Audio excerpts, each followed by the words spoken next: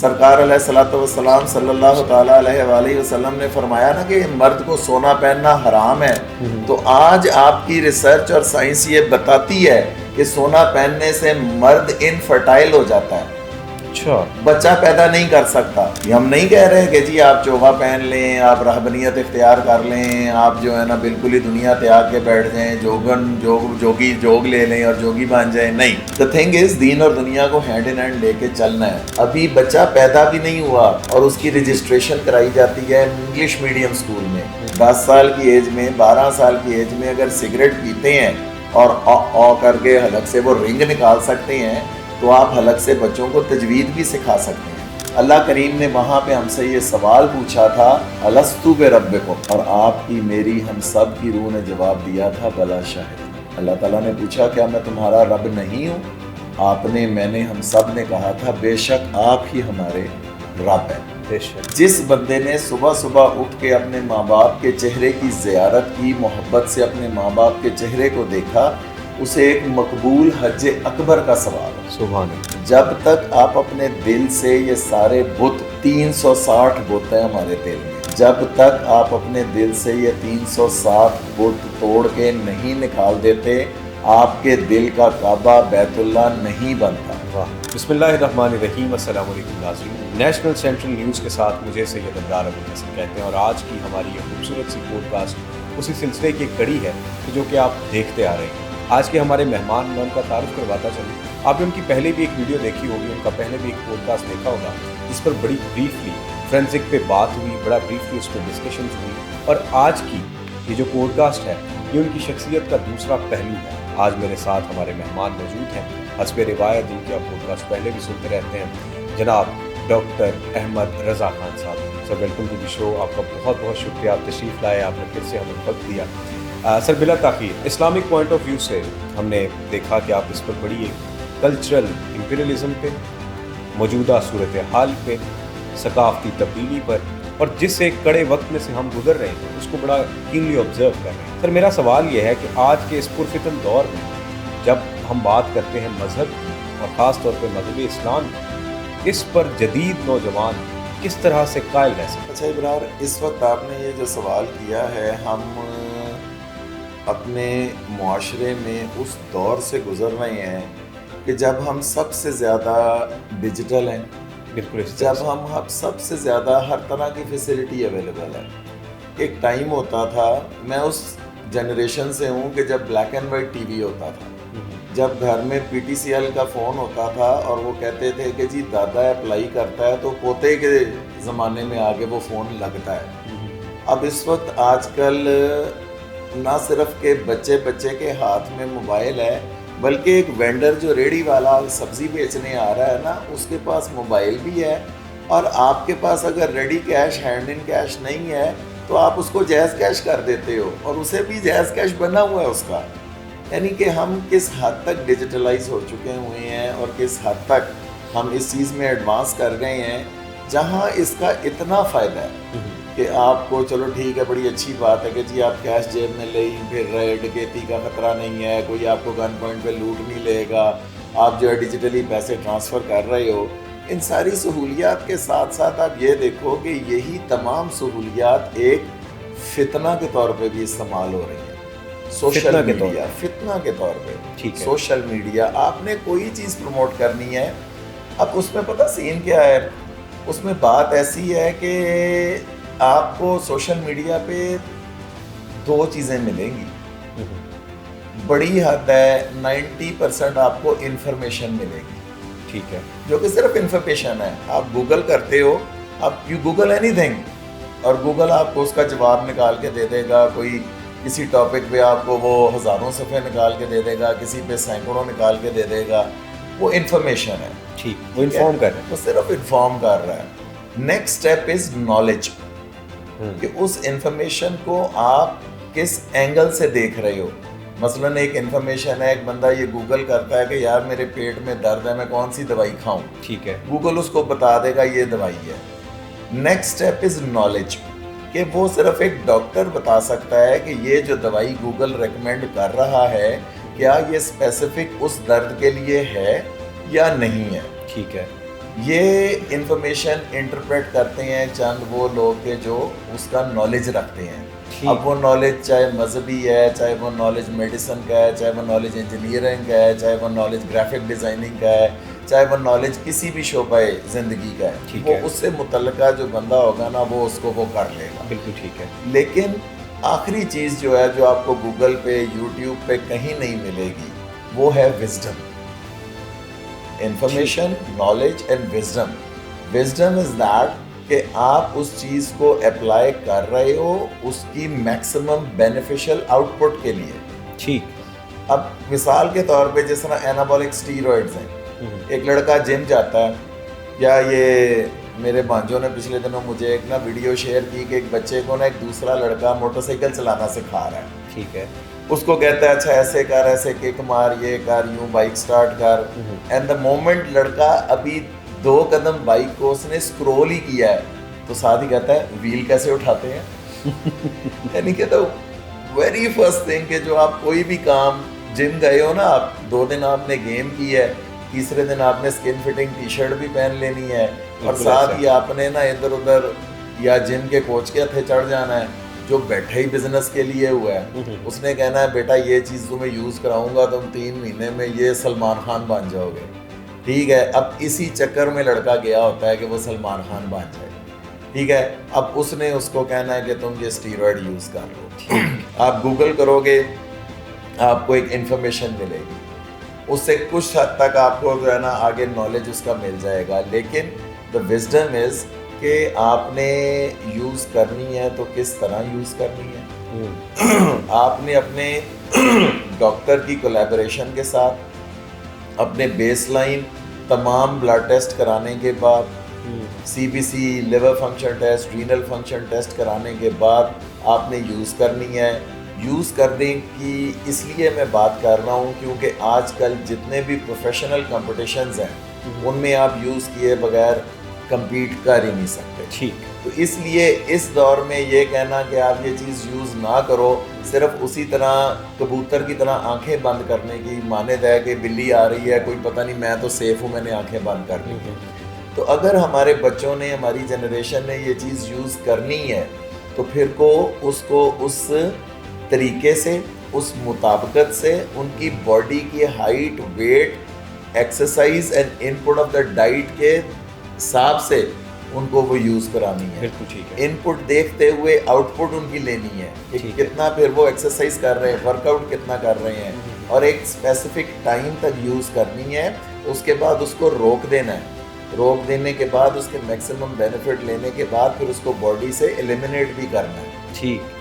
یہ ہم نے مختلف 3-4 چیزیں سر اس میں واضح طور پر حاصل کر لیں کہ گوگل پر جب ہم کوئی انفارمیشن دیتے ہیں یا ہم سے ڈیمانڈ کرتے ہیں, گوگل ہمیں انفارم کرتا ہے جسے ہم نالج پروسیڈ کرتے ہیں. ایک چیز مس ہوتی ہے, وہ وزڈم ہوتی ہے. آج ہماری جیب میں شاید نالج اور انفارمیشن گھوم رہی ہے. جی. وزڈم کی بہت بڑی کمی نظر آتی ہے جو کہ شاید معاشرے کی ضرورت ہوتی ہے, اور کسی بھی ترقی یافتہ قوم کے لیے یہ اہم ترین سرمایہ ہوتا ہے کہ اس کی قوم کتنی وزڈم والی ہے. آج کے اس دور میں جب آپ دیکھتے ہیں کہ پبلک بنڈل آف انفارمیشنز ہیں, آپ کو ہر پلیٹ فارم پہ انفارمیشن مل رہی ہے, انٹرٹینمنٹ بھی مل رہی ہے, دور جدید کے نوجوان کو یا ملک کے لوگوں کو آپ کس طرح جاتا دیتے ہیں؟ اس وقت موجودہ دور میں بہت ہی معذرت کے ساتھ اپنی ینگ جنریشن اور اپنی موجودہ جنریشن سے بھی معذرت کے ساتھ یہ بات کروں گا کہ میری ینگ جنریشن اس وقت جس پہ میری ذمہ داری عائد ہوتی ہے, میری جنریشن کی ذمہ داری عائد ہوتی ہے کہ ہم نے اپنے بچوں کو اس طرف لگانے کی کوشش ہی نہیں کی. وی ہیونٹ ڈن اینی تھنگ. ہمارا بچہ آج ابھی ماں کے پیٹ میں ہوتا ہے نا, تو کہتے ہیں کہ یار اس کے فلانے انگلش میڈیم اسکول میں رجسٹریشن کرا دو نہیں تو بعد میں داخلہ نہیں ملے گا. ابھی بچہ پیدا بھی نہیں ہوا اور اس کی رجسٹریشن کرائی جاتی ہے انگلش میڈیم اسکول میں. فرام ڈے 1 ہمیں اس چیز کی طلب ہے کہ یار ہم نے انگلش سیکھنی ہے, انگلش. ٹھیک ہے. بچہ پیدا ہو گیا, ماں باپ جو خود سے اتنے پڑھے لکھے نہیں بھی ہیں, انہوں نے ٹوٹی پھوٹی انگلش کے ذریعے بچے کے ساتھ کمیونیکیٹ کرنا ہے. ایسے he do this do that come here go wash your hands. بچے کو کک سمجھ نہیں آ رہی, 3 دفعہ اسے کہا گو واش یور ہینڈ, چوتھی دفعہ کہتی جاوے ہاتھ دھو گیا. ٹھیک ہے, تو ہمیں انگلش کی طلب ہے. تو میں یہ کہتا ہوں کہ آپ کے پاس دنیا کا بہترین نصاب ہے, ٹھیک, آپ کے پاس دنیا کا بہترین کریکولم ہے, آپ کے پاس اللہ کریم نے بہترین ٹیچر بھیجے ہیں سرکار علیہ الصلوۃ صلی والسلام, اللہ علیہ وسلم, کہ جن کی مکمل زندگی قرآن پاک کا عملی نمونہ ہے. بے شک, آپ کے پاس best curriculum in the world ہے قرآن پاک, اور وہ ایک ایسی کتاب ہے. میں میڈیسن کے شعبے سے تعلق رکھتا ہوں, میں اپنی کسی بھی میڈیکل بک کا حوالہ دے سکتا ہوں, فزیولوجی کی, انٹرنل میڈیسن کی, پیتھولوجی کی, فورینسک میڈیسن کی. ٹھیک, ہر 4 سال کے بعد نا ایڈیشن ریوائز ہو جاتا ہے. او ہو یہ ریسرچ ہوئی, یہ میڈیسن پہلے آئی تھی, اس کے تو یہ سائیڈ ایفیکٹ ہیں, یہ نہیں استعمال کرنی, یہ ایسے کرنی ہے, یہ چیز متروک ہو گئی ہے, یہ چیز پہ بین لگ گیا ہے. ہر 4 سال کے بعد ایڈیشن اپ ڈیٹ ہوتا ہے. اللہ کریم نے ہمیں قرآن کریم کی صورت میں ایک ایسی کتاب دی ہے کہ جو فائنل ایڈیشن ہے, اور آخری دن تک it's going to be the final edition. وہ ہدایت کے طور پہ ہمیشہ تا قیامت یوز ہونی ہے. بے شک, بالکل. تو وائی ناٹ کہ اس کتاب کو پڑھا جائے کہ جو ایک فائنل ایڈیشن ہے, وائی ناٹ کہ اس کتاب کو سمجھنے کی کوشش کی جائے. یہ اب آپ دیکھیں, میں نے کل سے یہ جو ہے نا آیت کو اسکرین شاٹ لے کے رکھا ہوا ہے. اللہ تعالیٰ فرما رہے ہیں قرآن پاک میں وَلَقَدْ يَسَّرْنَا الْقُرْآنَ لِلذِّكْرِ فَهَلْ مِن مُدَّكِرٍ, اور بے شک ہم نے قرآن کو سمجھنے کے لیے آسان کر دیا ہے, بس کیا کوئی نصیحت حاصل کرنے والا ہے. سہل وہ جسے اللہ کریم سہل کر دے. بے شک, اور اللہ کریم کہہ رہے ہیں کہ ہم نے آسان کر دیا ہے قرآن پاک کو. تو جہاں میں یہ نہیں کہتا ہم انگلش نہ سیکھیں, ہم نے دنیا ساتھ لے کے چلنی ہے. ہمارا مذہب دین اور دنیا کو ہینڈ ان ہینڈ لے کے چلتا ہے. یہ ہم نہیں کہہ رہے کہ جی آپ چوغا پہن لیں, آپ رہبنیت اختیار کر لیں, آپ جو ہے نا بالکل ہی دنیا تیاگ کے بیٹھ جائیں, جوگی جوگ لے لیں اور جوگی بن جائیں. نہیں, دا تھنگ از دین اور دنیا کو ہینڈ ان ہینڈ لے کے چلنا ہے. پڑھو, آپ انگلش پڑھو, لیکن کلاس 1 سے, پریپ سے, کنڈر گارڈن سے انگلش پڑھا رہے ہو نا. بچہ پیدا ہو رہا ہے یا بچہ تھوڑا سا بھی بولنا شروع کرتا ہے تو اسے اے بی سی, بیٹا اے بی سی سناؤ, بیٹا انکل کو 1 2 3 سناؤ. میں نے اپنے گرینڈ ڈاٹر کو اور اپنے گرینڈ سن کو, دونوں کو آج بھی میں انہیں کہتا ہوں بیٹا سیڑھی اترو تو بسم اللہ پڑھو, ہر سیڑھی پہ بسم اللہ پڑھو. اور آپ یقین کرو, میرا گرینڈ سن ہے وہ 1 سال کا ہے. آپ اکثر ہم یہ کہتے ہیں نا, پہلے کہتے تھے کہ کوئی نا کنورٹ ہوا ہے, کنورٹ ہوا ہے ٹو اسلام, اب کہتے ہیں ریورٹ ہوا ہے ٹو اسلام. کیوں؟ بنیادی طور پہ بچہ فطرت پہ پیدا ہوتا ہے, اور اسلام فطرت کا دوسرا معنی ہے. تو فطرت کا دوسرا معنی ہے. اسلام فطرت ہے. اسلام آپ کو تمام فطری اصول بتاتا ہے. اسلام آپ کو تمام وہ چیزیں بتاتا ہے کہ جو فطرت میں آپ کے لیے افادیت کی ہیں. بالکل ٹھیک. اسلام میں کوئی ایسی چیز نہیں ہے. اللہ کریم کو میری نمازوں کی ضرورت نہیں ہے, مجھے میری نمازوں کی ضرورت ہے. بے شک. تو وہ جو کچھ بھی اللہ کریم کے احکامات ہیں وہ سب میری بھلائی کے لیے ہیں. اگر 1446 سال پہلے سرکار علیہ الصلوۃ والسلام صلی اللہ تعالیٰ علیہ وآلہ وسلم نے فرمایا نا کہ مرد کو سونا پہننا حرام ہے, تو آج آپ کی ریسرچ اور سائنس یہ بتاتی ہے کہ سونا پہننے سے مرد انفرٹائل ہو جاتا ہے, اچھا, بچہ پیدا نہیں کر سکتا. تو سونا پہننا منع فرمانا اس میں سرکار کا فائدہ نہیں ہے, اللہ کا فائدہ نہیں ہے, میرا فائدہ ہے. اگر سرکار انسان سب کا فائدہ ہے, بنی نوع انسانیت کی فلاح کے لیے ہے. اگر سرکار علیہ الصلوۃ والسلام نے یہ فرمایا نا کہ اوندھے منہ لیٹ کے نہیں سونا, یہ جہنمیوں کا طریقہ ہے, تو آج آپ کی ریسرچ اور سائنس یہ بتاتی ہے کہ جب آپ الٹا لیٹتے ہو تو آپ کی جو ریڑھ کی ہڈی ہے اس کے آگے سپورٹ کوئی نہیں ہے. اس کے آگے آپ کے تمام اجزاء ہیں, جس میں دل ہے, جگر ہے, آنتیں ہیں, آگے اس کی کوئی ہڈی والی سپورٹ نہیں ہے. تو وہ ایسے لفٹ جاتی ہے, نیچے کو جھکاؤ میں آ جاتی ہے, اور جب وہ جھکاؤ میں آتی ہے تو اس میں مورا مورے کے اوپر چڑھ جاتا ہے, اور پھر آپ کو شیاٹکا ہو جاتا ہے, پھر آپ کو نرو پینز نکلتی ہیں. تو سرکار علیہ الصلوۃ والسلام کے ہر فرمان میں، اللہ کریم کے ہر حکم میں میرے لیے فائدہ ہے، بے شک، میرے لیے حکمت ہے. بالکل ٹھیک. تو کیوں نہ ہو کہ ہم اپنے بچوں کو کلاس 1 سے عربی پڑھائیں. اب دیکھیں ایک بچہ ہے سگریٹ پینا شروع کرتا ہے. میرے ٹیچر تھے کمیونٹی میڈیسن کے، ہمارے ڈیمونسٹریٹر تھے، مجھے ان کا نام بھول رہا ہے لیکن وہ سچ اے گڈ ٹیچر. انہوں نے ایک بڑا پیارا کوٹ اس وقت ہمیں کہا تھا کہ a boy started smoking at the age of 10 to show that he was a man. And then same person he started to quit smoking at the age of 40 to show that he was a man.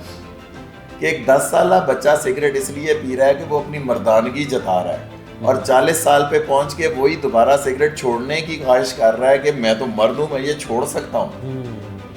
ٹھیک ہے، تو ہمارے بچے اگر 10 سال کی age میں، 12 سال کی ایج میں اگر سگریٹ پیتے ہیں اور او کر کے حلق سے وہ رنگ نکال سکتے ہیں، تو آپ حلق سے بچوں کو تجوید بھی سکھا سکتے ہیں. ٹھیک، یعنی اس پہ کام ہونا بہت زیادہ ضروری ہے. سر یہاں پر میں ایک سوال کرنا چاہوں گا. آپ کا تعلق میڈیکیشن سے بہت قریب ہے. آپ نے بتایا کہ احکام رسول صلی اللہ علیہ وآلہ وسلم نے ہمیں سب کچھ بتا دیا کہ وہ بنی نوع انسان کی فلاح کے لیے انہوں نے ایک ایک چیز کا جو حکم دیا آج ہم دیکھتے ہیں کہ میڈیکل سائنس میں امپروو کر رہی ہے. اب قرآن آپ نے آپ کے الفاظ میں اس طریقے سے واضح کیا کہ اٹل کتاب ہے جس میں چینجنگ کوئی نہیں آ سکتی، جس میں تبدیلی کوئی نہیں. میرا سوال یہ ہے جدید میڈیکل جتنی بھی ہیں، جدید بیماریاں بھی ہیں، کیا ان کا علاج بھی قرآن سے ممکن ہے؟ قرآن ایک ایسی کتاب ہے کہ جو رہتی دنیا تک کے لیے ایک ہدایت ہے. ٹھیک ہے، ایک کامل مکمل ہدایت ہے، اور وہ اس کے اسرار و رموز اسی پہ کھلیں گے کہ جو اس میں اپنے دل و جان سے انٹرسٹ لے گا.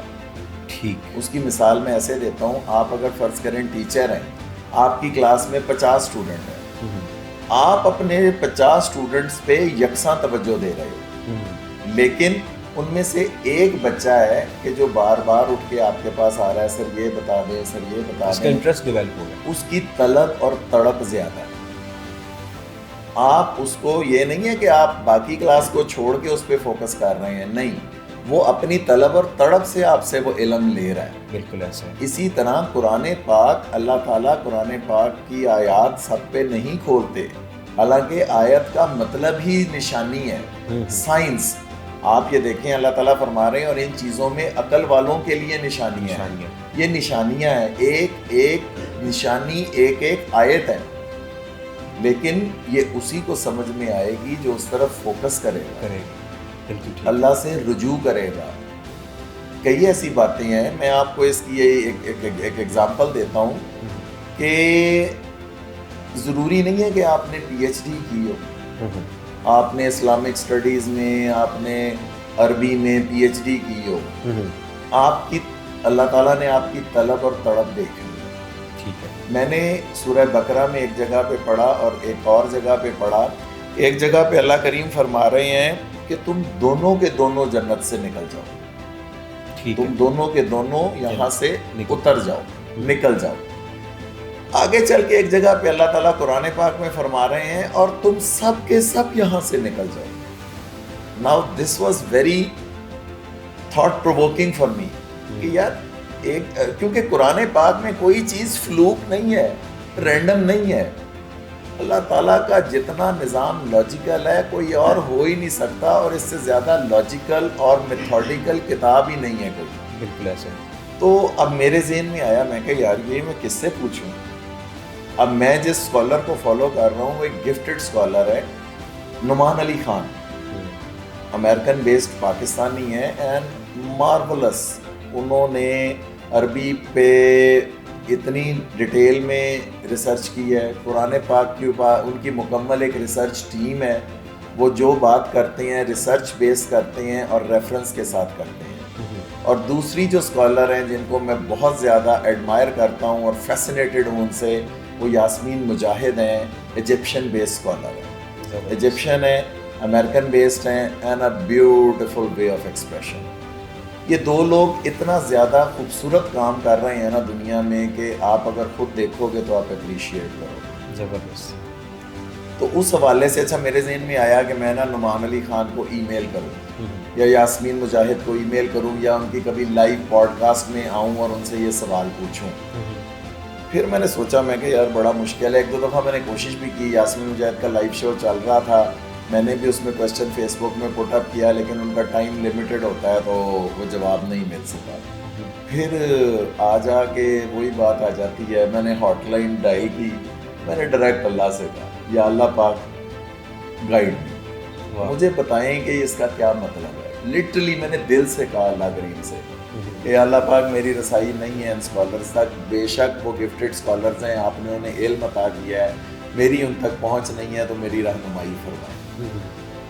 تو اللہ کریم سنتے ہیں, یقین کریں سنتے ہیں. وہ اگر خانہ کعبہ کے امام کی دعا سن رہے ہیں نا, تو پاکستان میں ایک فلانے پنڈ کے چک نمبر میں بیٹھے گنگے بندے کی دعا بھی سن. واہ واہ, سچ ہے. جب خیبر کے فتح ہونے پہ صحابہ کرام نے نعرہ تکبیر کی آواز بلند کی تو سرکار علیہ الصلوۃ والسلام فرماتے ہیں کہ کسے سناتے ہو؟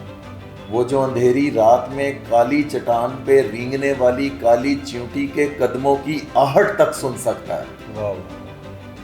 تو اللہ کریم سنتے ہیں اور وہ آپ کو رسپونڈ بھی کرتے ہیں. ٹھیک. پھر مجھے اس کی سمجھ ایسے آئی, اللہ کریم نے جو مجھے گائیڈ کیا, مجھے جو ہدایت عطا فرمائی کہ ایک جگہ پہ اللہ کریم حضرت آدم علیہ السلام اور حضرت حوا علیہ السلام سے فرما رہے ہیں کہ تم دونوں کے دونوں یہاں سے اتر جاؤ, نکل جاؤ. آگے چل کے آپ کو یہ پتہ چلتا ہے کہ اللہ تعالیٰ نے حضرت آدم علیہ السلام کی ریڑھ کی ہڈی سے آپ کی میری اس دنیا کی تمام ارواح ازل سے لے کے ابد تک آنے والی ارواح کو تخلیق کیا تھا. اور جس میدان میں ہم سب کو اللہ نے اکٹھا کیا تھا, اللہ کریم نے وہاں پہ ہم سے یہ سوال پوچھا تھا, الستو بربکم, اور آپ کی میری ہم سب کی روح نے جواب دیا تھا بلا شاہد. اللہ تعالیٰ نے پوچھا کیا میں تمہارا رب نہیں ہوں؟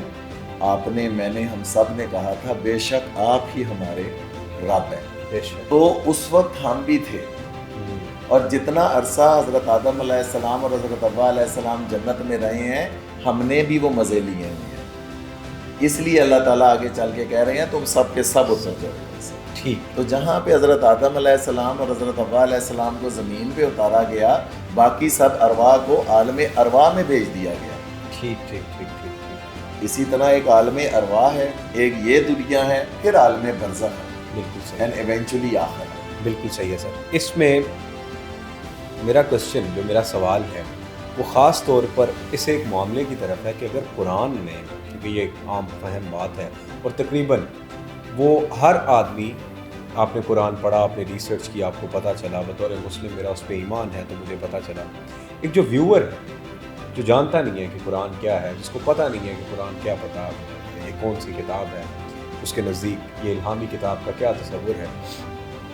میڈیکل سائنس, میں پھر سے اسی سوال پہ آؤں گا, آپ کی بیماری اور قرآن کو ایک راہ شفا بھی کہا جاتا ہے. کیا آپ نے بھی کبھی کوئی ایسا تجربہ کیا کہ بطور شفا قرآن کا کوئی نسخہ یا قرآن کی کوئی آیت آپ نے دیکھی ہو کہ وہ آپ نے کسی کو دی یا کسی پر پھونکی اور اس کے بعد آپ کو اس کے پازیٹیو اسپیکٹ آپ کے سامنے آنے لگے؟ بالکل, بہت اچھا سوال ہے آپ کا. اس کے لیے مجھے تھوڑی سی تمہید باندھنی پڑے گی. جی جی پلیز. 2014 کی بات ہے, جولائی میں I lost my mother. تو عبران, میں نے lost my mother نا, تو I lost my faith.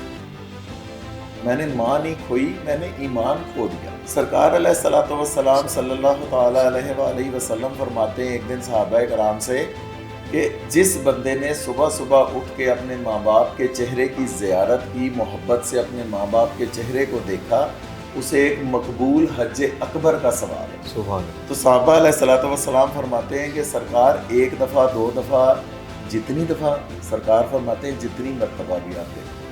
جب وہ میری ماں کو لے گیا تو مجھے لگا وہ تو میری عبادتیں لے گیا, میرے پاس تو بچہ ہی کچھ نہیں ہے. تو I totally lost faith. اس دوران مجھے میرے بہت ہی محترم استاد کہہ لیں, مرشد کہہ لیں, ٹیچر کہہ لیں, مینٹور کہہ لیں, ڈاکٹر محمد جاوید سروسز ہاسپٹل میں میڈیکل یونٹ کے وہ پروفیسر ہیں, شعبہ طب سے ان کا تعلق ہے. میری میں نے جس طرح کل آپ کو بتایا تھا کہ میں نے UHS سے MPhil کیا تو میری سپروائزر تھی ڈاکٹر میمونہ. ٹھیک. تو وہ مجھے ڈاکٹر جاوید کے پاس لے گئے. میں وہاں ان کے پاس گیا. انہوں نے باتوں ہی باتوں میں سب سے وہ مخاطب تھے, سب سے باتیں کرتے کرتے اچانک میرے سے وہ ڈائریکٹ مخاطب ہوئے اور مجھے پوچھا. میں نے انہیں یہی کہا, بڑا روتے ہوئے انہیں یہ کہا کہ وہ تو میری عبادتیں لے گیا. تو انہوں نے ایک بڑی پیاری بات کی. جو اللہ والے ہوتے ہیں نا, ان کا ون لائنر ہی کافی ہوتا ہے. واہ, ون لائنر ہی ون لائنر ہی بہت ہوتا ہے. انہوں نے کہا تھا کہ جو نظر آتا ہے وہ ماں ہے, جو نظر نہیں آتا وہ اللہ ہے. ماں اللہ کا ایک روپ ہے. تو انہوں نے کہا ہے کہ ماں کے پیروں تلے جنت ہے, تو جنت میں اللہ ہے. جو نظر آ رہا ہے وہ ماں ہوتی ہے, جو نظر نہیں آتا وہ اللہ ہوتا ہے. تو تم کس چیز کے لیے رو رہے ہو, کیوں رو رہے ہو؟ ان کی اس بات نے مجھے ایسے 360 ڈگری پہ نارمل کر دیا. اور اس وقت انہوں نے مجھے یہ ریکمینڈ کیا کہ آپ جو ہے دل کو صاف کر لیں, سب کو معاف کر لیں. دل کو صاف کرنے کا صرف ایک ہی طریقہ ہے کہ آپ سب کو معاف کر دیں. کیوں ہم نے اپنے دل میں حسد, نفرت, بغض, کینہ, لالچ یہ بت رکھے ہوتے ہیں. پھر اس کے علاوہ تقویٰ کا بت ہے. میں نیک ہوں, میں تو 5 وقت کی نماز پڑھتا ہوں, وہ تو نماز بھی نہیں پڑھتا. پتہ نہیں وہ اللہ کے نزدیک کتنا مقبول ہوگا, لیکن میں جج بناؤں گا اس کا. پھر علم کا بت, مجھے آتا ہے سب کچھ اور تو کسی کو کچھ آتا ہی نہیں ہے. پھر آخر میں سب سے بڑا بت مظلومیت کا بت. ہائے میرے نال ہی ہوندی ہے, انہوں دیکھو ادھر پہنچ گیا, ادھر پہنچ گیا. مظلومیت کا بت. جب تک آپ اپنے دل سے یہ سارے بت, 360 بت ہیں ہمارے دل میں, جب تک آپ اپنے دل سے یہ 360 بت توڑ کے نہیں نکال دیتے, آپ کے دل کا کعبہ بیت اللہ نہیں بنتا. کعبہ اسلام سے پہلے 360 بت اس کے اندر تھے, اور عربی اس کے ارد گرد بلا امتیاز مرد و زن ننگا ناچتے تھے. تو جب تک آپ کے دل میں یہ بت ہیں, آپ کے دل کے کعبے کے ارد گرد آپ کی خواہشات کا ننگا ناچ ہوتا رہتا ہے. آپ کو آپ کی خواہشیں نچاتی رہتی ہیں. نوکری چاہیے, چھوکری چاہیے, ڈیٹ چاہیے, گیٹ چاہیے, گاڑی چاہیے, مکان چاہیے, اور ان چیزوں کے پیچھے بھاگتا بھاگتا بندہ سورہ تکاثر کے مطابق قبر تک جا پہنچتا. کب قبر میں جا پہنچا, کب وہ مر گیا, پتہ ہی نہیں لگتا. تو دل کو صاف کرنا ہے, سب کو معاف کرنا ہے. اور معاف ایسے نہیں کرنا کہ اچھا میں 10 میں سے 9 کو معاف کر سکتا ہوں, ایک کو نہیں معاف کر سکتا. پھر سب کو معاف کرنا ہے تو سب کو کرنا ہے.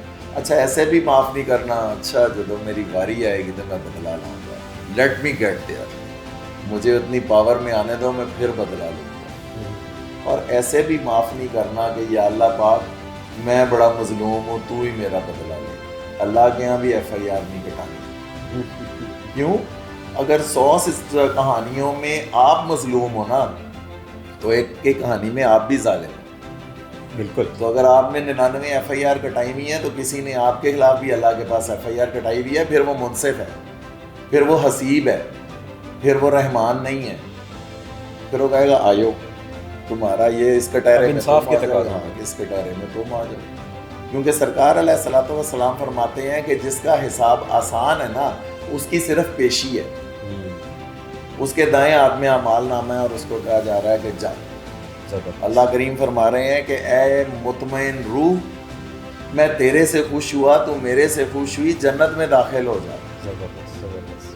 لیکن جس سے ایک بھی سوال پوچھ لیا گیا, جس کا حساب کھل گیا, جس کا حساب سٹارٹ ہو گیا, وہ رول گیا. میاں صاحب کا شعر ہے کہ عدل کریں تب تھر تھر کمبل اونچیاں شانہ والے, فضل کرے تب بخشے جامن میں ورگے منہ کالے. اور سچ یہی ہے کہ خدا تعالیٰ جب رحمت پہ آتا ہے تو پھر وہ ہر کسی کو بخش دیتا ہے. سر میں یہاں جاننا چاہوں گا, اتنا بڑا آپ نے فیز بتایا آپ کی لائف کا, یہاں پر آپ کی کسی نے اصلاح کر دی, آپ نے سب کو معاف کیا, معاف کرنے کے بعد قرآن کا معجزہ آپ نے کیسے دیکھا؟ میں اسی طرف آ رہا ہوں. ابھی 2 سٹیپ رہتے ہیں. جی.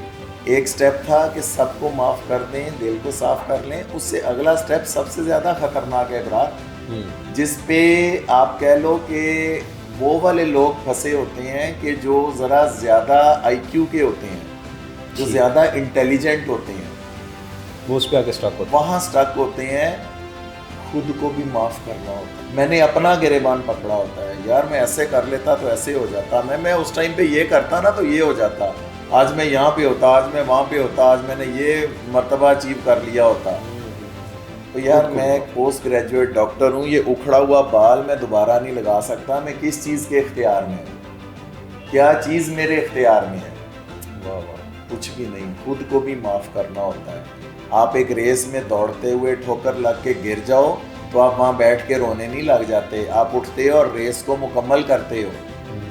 خود کو بھی معاف کرنا ہوتا ہے. اور آخری سٹیپ, اللہ کریم سے بھی گلے شکوے ختم کرنے ہوتے ہیں. ہم کیا کہہ بیٹھتے ہیں, کبھی لاڈ میں, کبھی پیار میں, کبھی دکھ میں, کبھی کسی وہ جو ہے نا کیفیت میں, کہ وائی می. یہاں پہ میں ہمیشہ ایک ایگزامپل دیتا ہوں, مجھے اس پلیئر کا نام یاد نہیں ہے. امریکہ کا ایک ٹینس پلیئر تھا جس نے 4 گرینڈ سلیم جیتے. پرانی بات ہے, 80s کی بات ہے. 4 گرینڈ سلیم جیتے, اینڈ میں اس کو ایڈز ہو گئی. تو ایک اخباری رپورٹر اسے پوچھتا ہے کہ آپ نے کبھی اللہ تعالیٰ سے پوچھا ہے کہ وائی می؟ تو وہ کہتا ہے یار جب میں نے 4 گرینڈ سلیم جیتے تب تو میں نے اللہ سے نہیں پوچھا تھا وائی می, تو آج اگر یہ آزمائش آ گئی ہے تو میں اللہ سے کیوں پوچھوں. وہ ایک نان مسلم ہوتے ہوئے ایک اتنا پکا ایمان رکھ رہا ہے اللہ پہ, اور ہم لوگ ہیں کہ مسلمان ہونے کے باوجود اللہ کریم کے سامنے ہی سیدھے ہو جاتے ہیں کہ یا اللہ پاک تینوں میں ہی نظر آنا. تو یہ اللہ کی کریم سے بھی گلے شکوے ختم کرنے ہوتے ہیں, تب آپ کا دل صاف ہے. ابرار یہ کمرہ سکویکی کلین ہو, آپ نے ادھر ہر طرح کی صفائی کی ہو, اسپرے کیے ہو, پتہ نہیں کیا کچھ کیا ہو, ایک کونے پہ ایک بلی آئے اور چھی کر دے, اور وہ نظر بھی نہیں آتی لیکن اس کی اسمیل اتنی ہوگی کہ آپ اس کمرے میں بیٹھ نہیں سکو گے. تو آپ کا پھر کیا خیال ہے کہ آلودہ دل میں اللہ کا گزر تو بڑی دور کی بات ہے, کیا اللہ کا گمان بھی وہاں پہ ہو سکتا ہے؟ کبھی بھی. اسی لیے جب میں یہ کہتا ہوں کہ غافل دل کی, آلودہ دل کی اللہ کریم دعا قبول نہیں کرتے تو لوگ میرے سے لڑ پڑتے.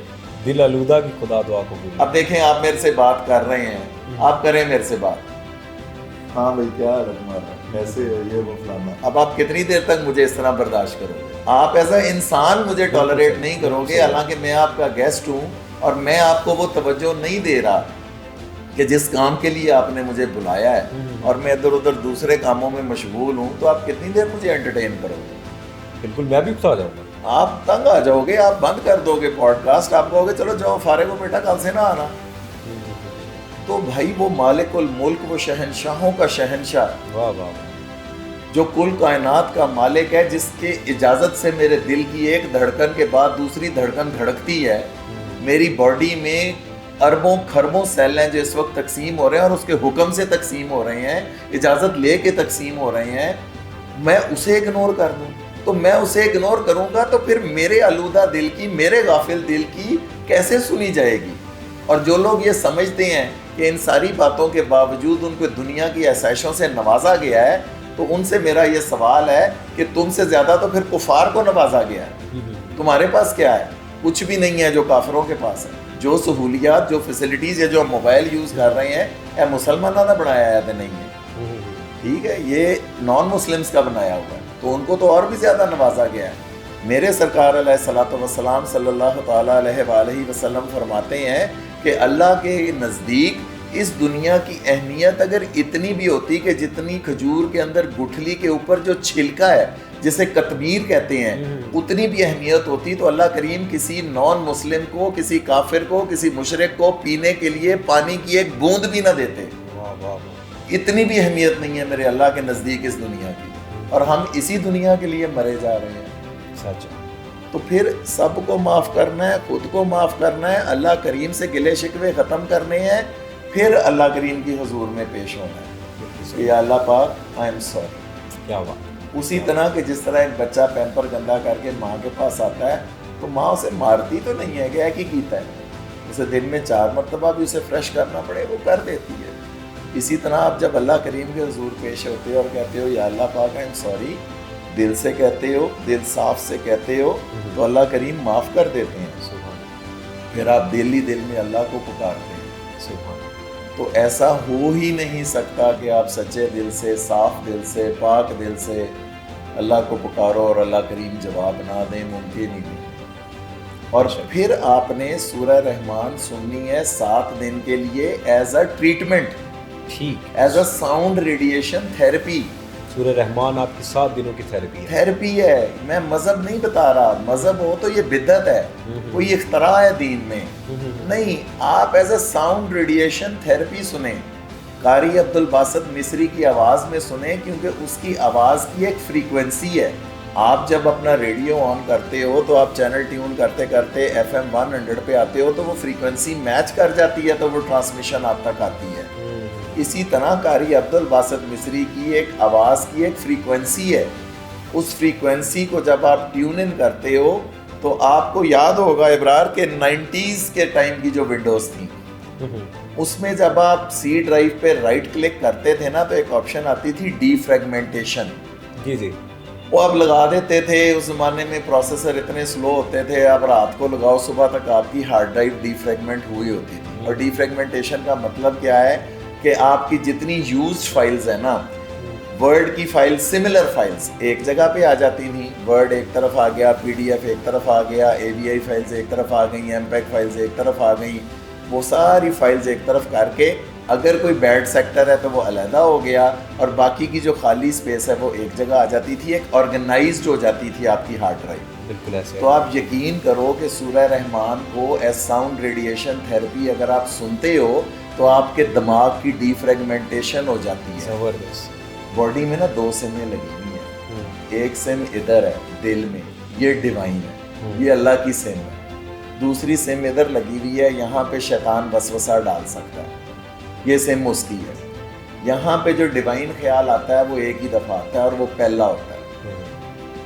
اگر وہ آپ نے نہیں سنا نا تو پھر آفٹر تھاٹس آ رہی ہیں، پھر وسوسے آ رہے ہیں، نہیں اس طرح کر لیں، نہیں اس طرح کر لیں، اس طرح کر لیں.